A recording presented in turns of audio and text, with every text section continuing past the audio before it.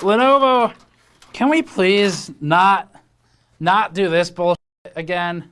This is so incredibly up your own ass.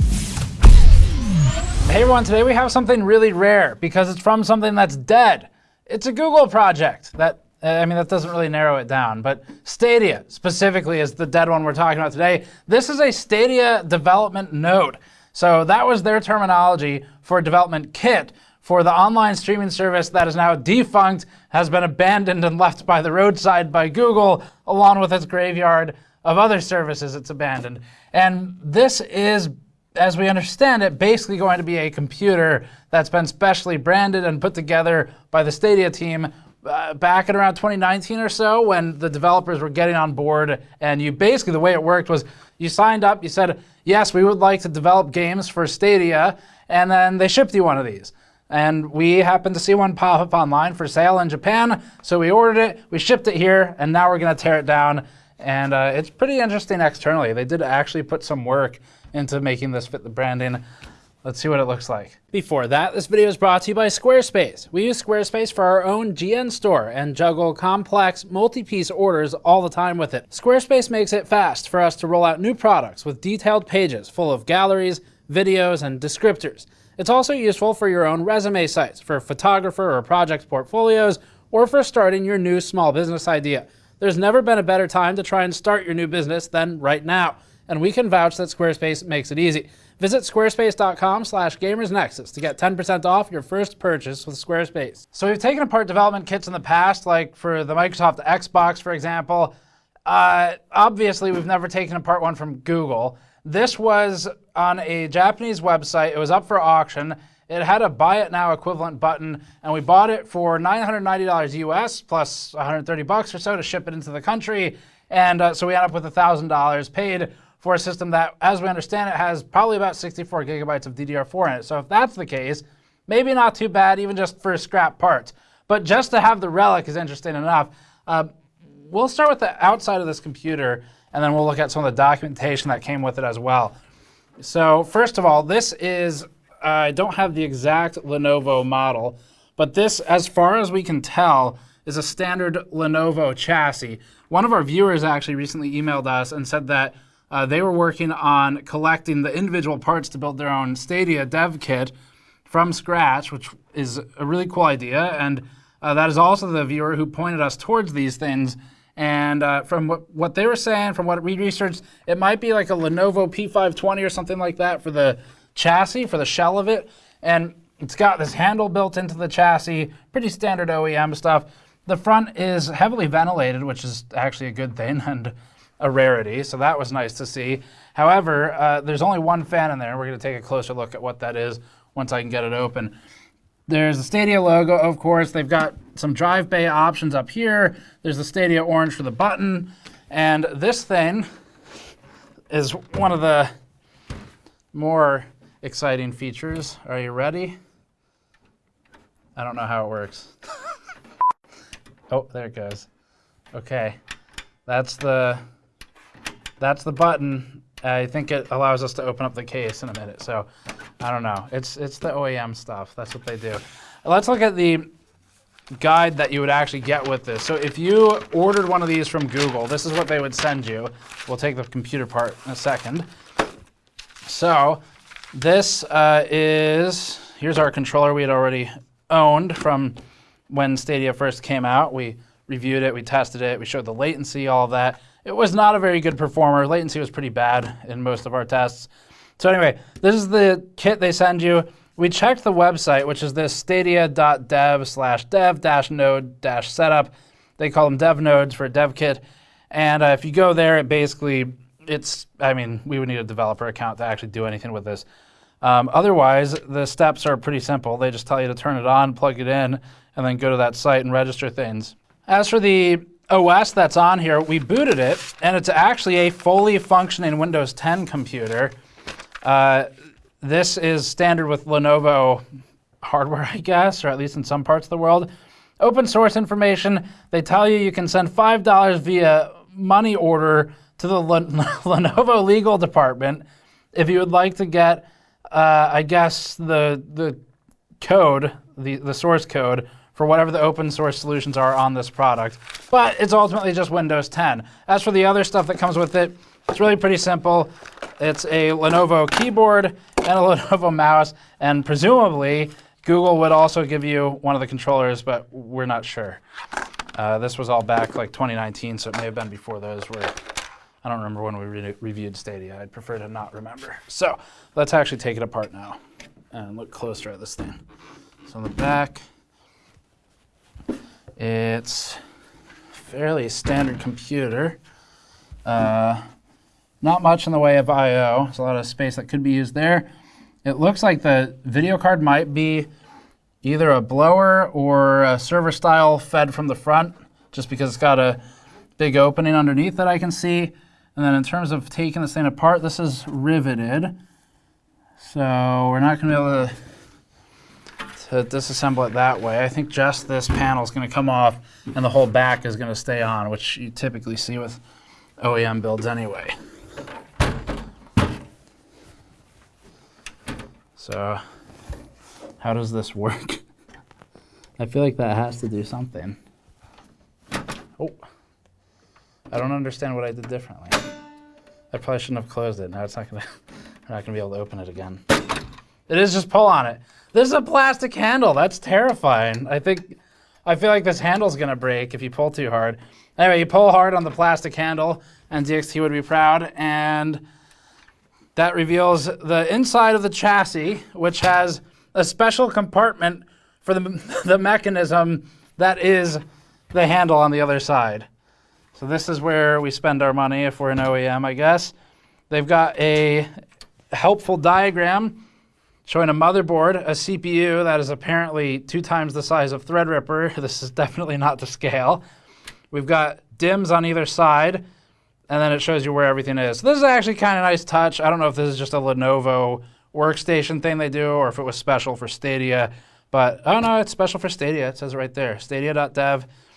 So that's cool. They're trying to make it easy for people who need to maintain their own systems, and they show you where everything is on the board. So I actually appreciate that. Let's set this aside.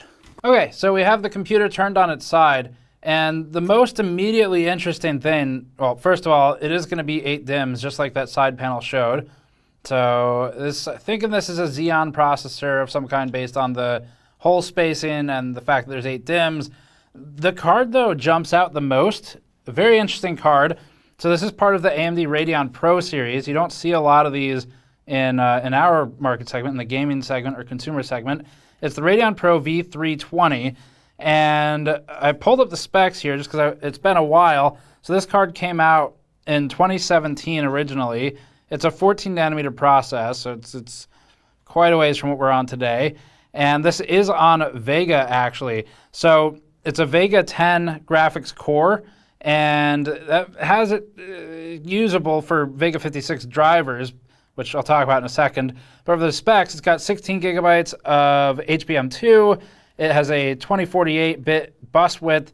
It's running 4096 stream processors, and otherwise, I mean, it's a Vega 10 XL core. So it's GCN 5.0 for the architecture. Now we're on RDNA 3, so pretty big difference from where we are today. And then the PCIe bus is 3.0. So for the drivers, when we booted this, Patrick noticed that it said Vega on the in the Windows driver list.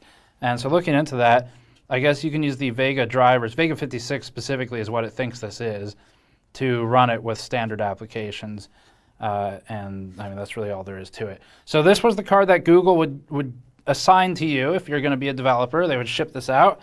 And that's the most unique aspect. It's braced up here. So it's got 3 bracing points with screws into a, I think, either a plastic or metal, I'm not sure. Feels like a metal bracket that slots into metal chassis housing underneath all this plastic crap that's on the front of it.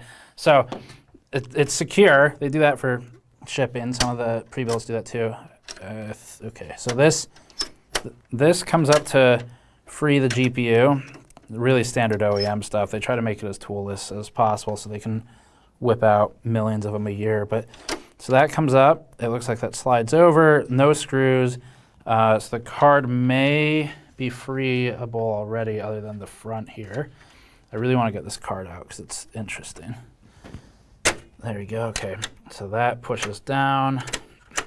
And that, when I push it, you see over here, it releases this mechanism, which frees the card, I think. So let's see.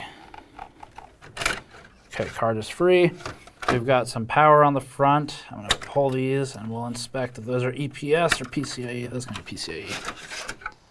There's the card. That's a nice paint job. I mean, that's pretty damn nice for a video card. I wish they would do this on some of the gaming or consumer stuff, but it's pro only right now. Frontier Edition sort of tried to do this. Let's set that aside for a moment, though. Okay, so underneath, we've got 2 full-length modern PCIe 3.0 slots, and then they're both fully populated 16 lanes. There's a standard PCI non-E slot, so that's the oldest thing probably on this board, unless there's serial somewhere. Not ruling it out. Got 3 shorter length slots as well, with the ends sawed off, so you can have the card running all the way down if you wanted to.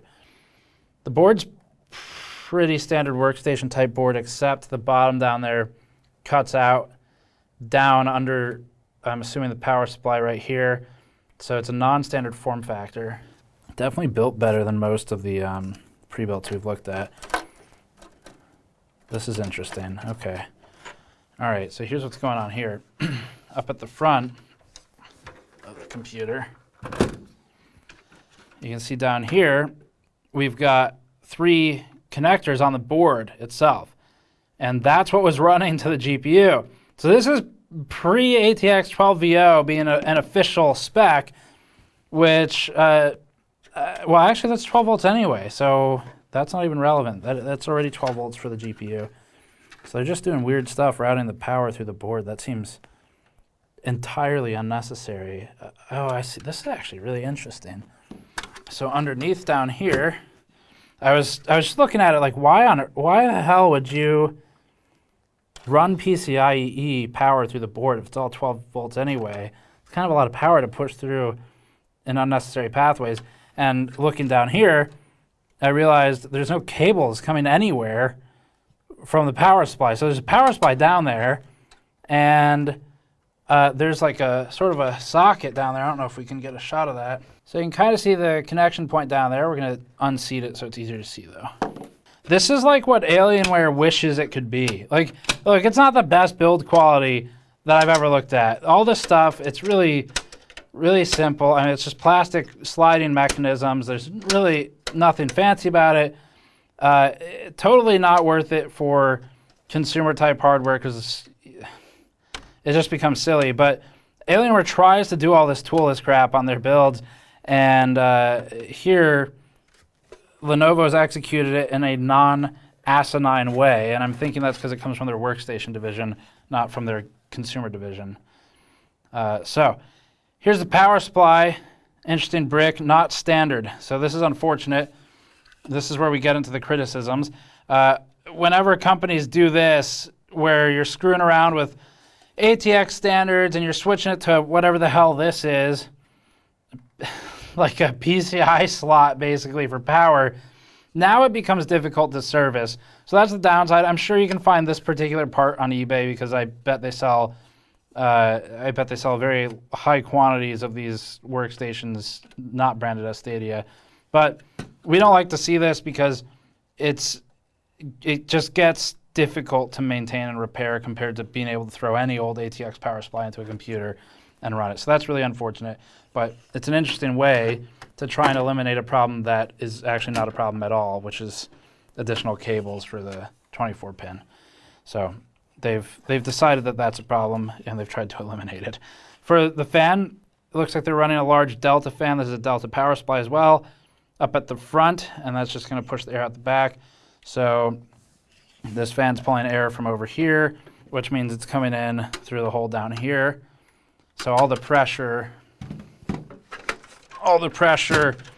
pulling air through this hole, which has no fan of its own on the chassis, that's being mostly generated by the power supply fan, which is going to have to be pretty loud and powerful to pull through this big metal wall in front of it for the hard drives.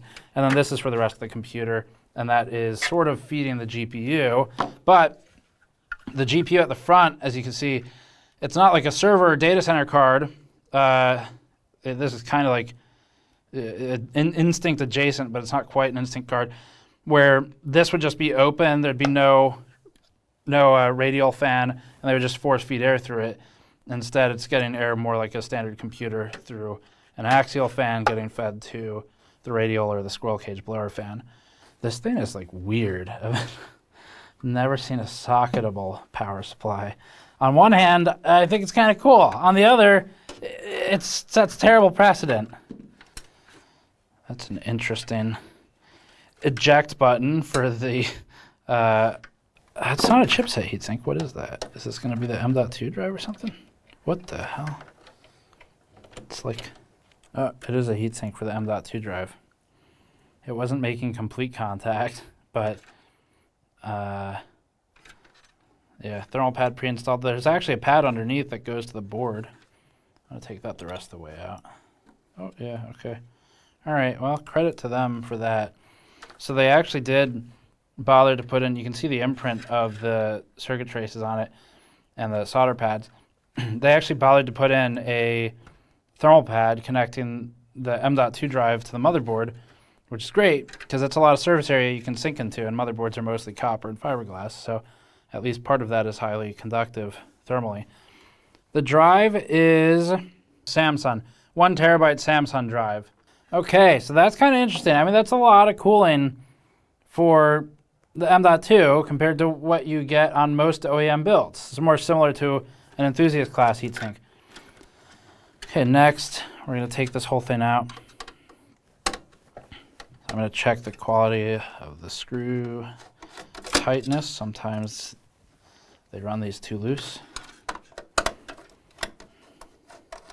Pretty standard, other than the fact that you can't plug it into any other power supply on Earth, apparently.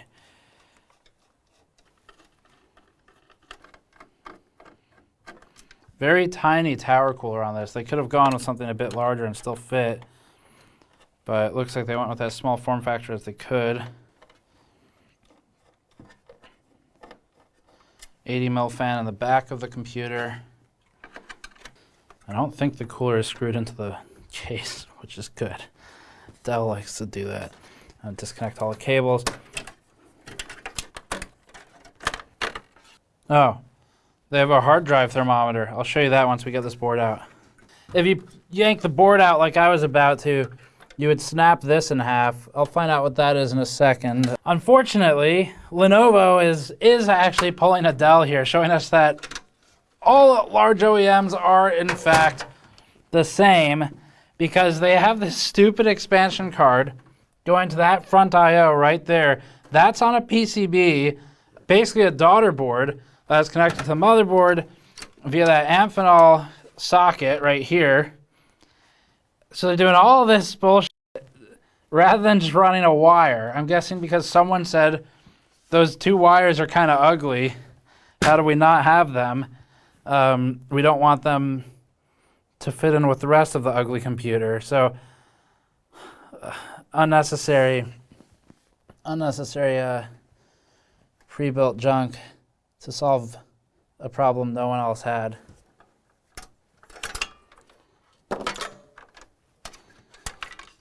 Wow, you can see that lack of structural rigidity without the side panel on there.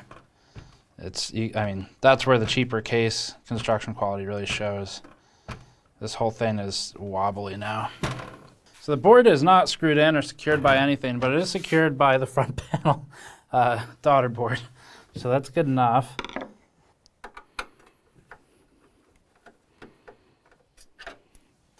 So there's these plastic clips holding the front panel on. They're going to be really hard to show some of these.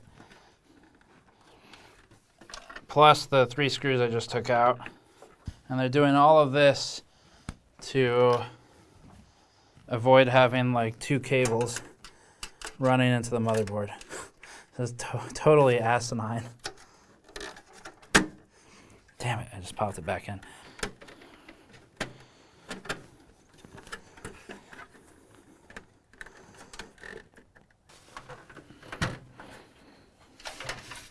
I should probably put one screw in that motherboard. Okay, it's secure now. Maybe. There's the fan. It's been used before. I think I assumed it was new, but clearly this has been used. They did a good job of hiding the evidence it was used, except for here. And there's flow guides on it. That's what that plastic stuff is. Okay.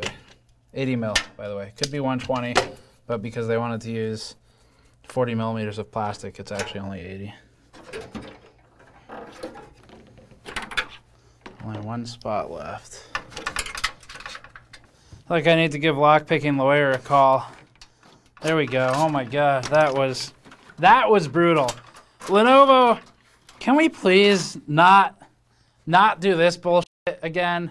This is so incredibly up your own ass to try and avoid a couple cables for, what do we have? 4 USB ports, audio, a power button. The SD card slot is filled with plastic, so that doesn't work. And the PCB doesn't even solve the fact that if you populate these with disk drives, you're still going to have cables.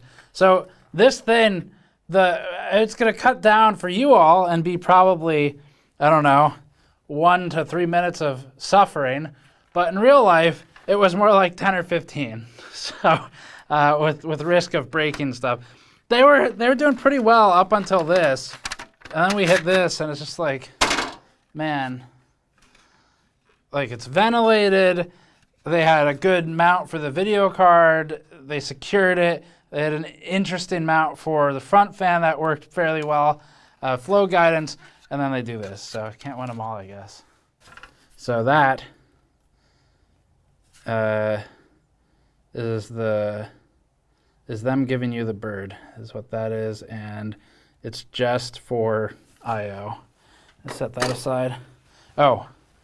Also, it has an orange button, so that's pretty important too.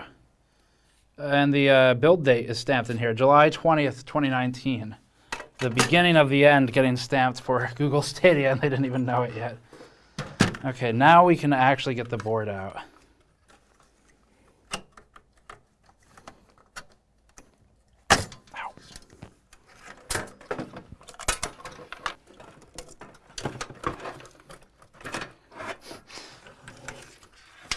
Man, I can't imagine having to like replace a motherboard. You just throw it out. Like, this is built to become e-waste. And it's not just a Stadia thing. This is like an actual product they sell to companies. So they built this in a way that, let's say something on the board died. Now, to get it out, you have to go through what I just went through to get the front I/O unsocketed so you can get the board out so you can replace the board. What a contrivance. All right, so 4 sticks of RAM. I think it's 64 gigabytes. So they put 2 kits of Micron 16 gigabyte sticks in here. So that's going to be 64 in total. DDR4 for the speed. 2666 megahertz for the speed. So DDR4 2666.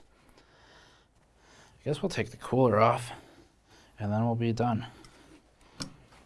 Oh, I was going to show the hard drive temperature sensor right there. So they've got a thermistor in there up with the hard drive. I'm guessing it might fuel fan response. So a small and dense fin stack, 80 mil fan. Let's see if the cold plate covers the whole thing or not.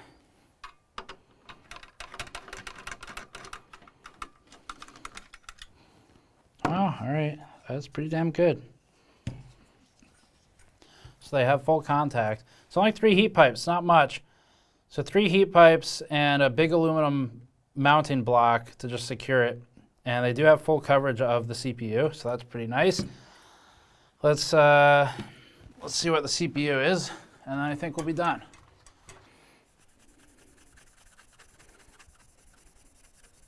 So this CPU, the original recommended price was $2,000 on it.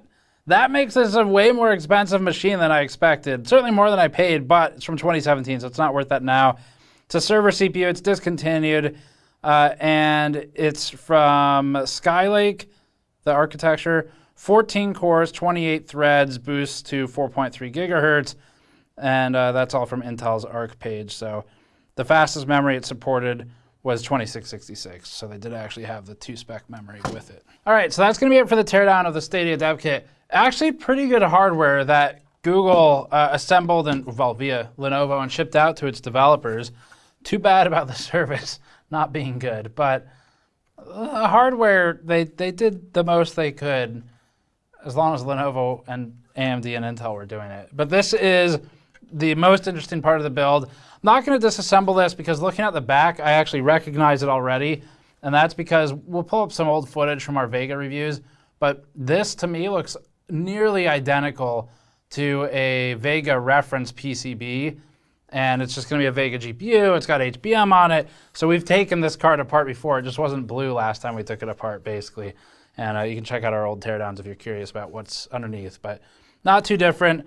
It's got wide-spaced fins for the fin stack in the back and then a blower fan. So that's kind of all there is to it. And this thing at the front can come off because it's just for stability. So that's it for the build. Pretty interesting stuff. For us, it's probably, I don't know, we might be able to actually put the computer to work somewhere in the office. But at least for the chassis, I would like to get it probably in one of our set backgrounds somewhere, just because I feel like we contributed at least a tiny bit to Stadia's death. So, I mean, legally speaking, we didn't contribute at all, but we probably contributed a tiny bit when we reviewed it. So that deserves to go on a set background somewhere. Thanks for watching. We'll see you all next time.